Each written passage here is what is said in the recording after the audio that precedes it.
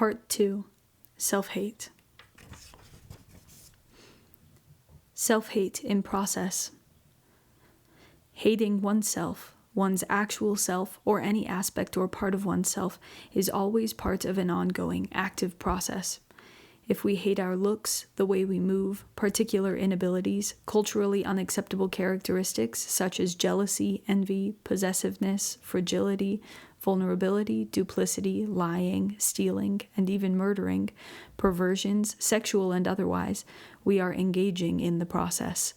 We engage in self-hate when we hate any aspect of ourselves and whenever we have feelings of self-contempt generally. While feelings or acts of self-hate may seem isolated, they are always part of an ongoing, continuous process. The process ranges from and includes mild feelings of discontent to contempt, disgust, and abhorrence. It goes on to include sabotaging decisions, moves, and activities against one's actual self, and ultimately, suicide. Actual self here refers to who we are rather than distorted versions of who we think we are or who we would like to be. These versions are in themselves a very important part of the self-hating process. Any distortion of self, either in degradation or idealization, must be viewed as rejection of actual self and is therefore self-hating. Thus, exaggerated opinions as to one's abilities are self-hating. Minimizing and ignoring one's abilities are no more, no less self-hating. Rejection of reality as regarding self, whatever form it takes, is always self-hating. Distorting reality, whatever form that distortion takes, always makes for destructive repercussion in terms of actual self. Distorting reality may enhance a particular role we decide to play, but this must always occur at the expense of actual self. We can, for example, pretend to be all-knowing and incapable of a bad decision. This will feed the role of omnipotent Superman, but it will demean the actual man, who, in being human, cannot be all-knowing, cannot predict the future, and must make bad as well as good decisions. This kind of inhuman belief inevitably will lead to contempt and doubt about the limited but real abilities of the actual man. Later on, we will find that many of our distorted beliefs are initiated by and linked to cultural misconceptions of the true human condition, some of which I will explore. Any thought, feeling, or action based on any combination of false beliefs which in any direct or indirect way detracts from, depletes, denigrates, or hurts that which is real and actual about oneself must be considered as part of the self-hating process. After childhood, the self-hating process has an autonomy of its own, and unless active and, yes, heroic intervention takes place, it goes on unabated in the same automatic, choiceless way as the heart beats. Often, what seems like the most passive aspect of self-hate can produce the most chronic and malignant effects.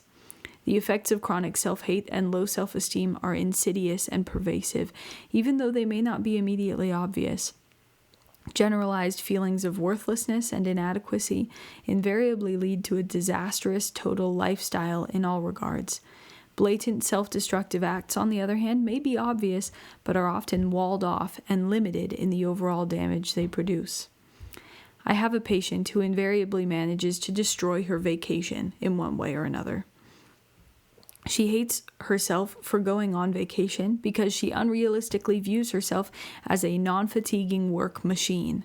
Thus, she gets sick on vacation, goes with friends whose close proximity she can't stand, has minor accidents, sprained ankles to cut fingers, brings the wrong clothes for a particular place or climate, and builds expectations that can't be fulfilled, which invariably leads to disappointment and unhappiness.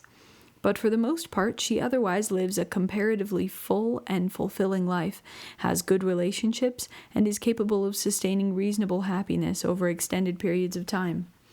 I have another patient whose extremely low opinion and feelings about himself preclude the possibility of work or social encounters that would be appropriate to his real and considerable assets. This man's entire life is played out on a low-keyed, depressed, unfulfilled level. The same self-hating mechanism which forces him into a life just short of paralysis also prevents him from entering risk situations which could lead to obvious self-sabotaging accidents. But even in this safety-enhancing position, he is at a disadvantage. My first patient, let's call her Betty, can readily see and feel the act and consequences relative to her self-hate. She can then meaningfully explore its origins. But John's total feelings about himself and their effects on his life are a much more ephemeral matter.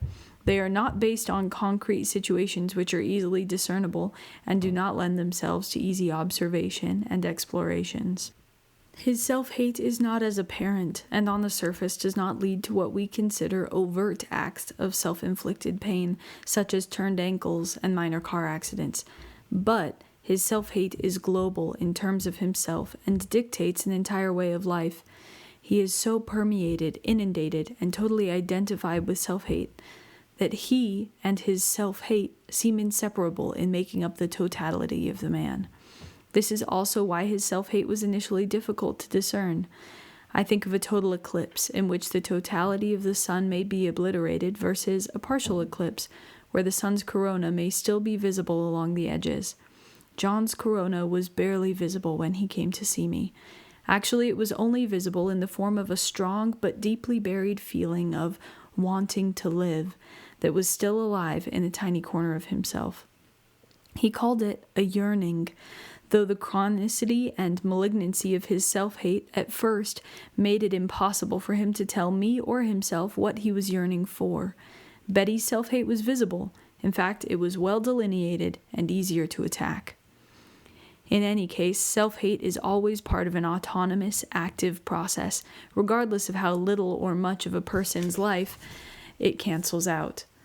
While the connection between the process and its effects may not be at once apparent, they are always there and are invariably destructive. I shall have more to say about lack of awareness, or the unconscious aspect of self-hate, later on. In the next 2 chapters, I want first to discuss the origin of self-hate, and then how it is nurtured and sustained. That is, what feeds the autonomous process.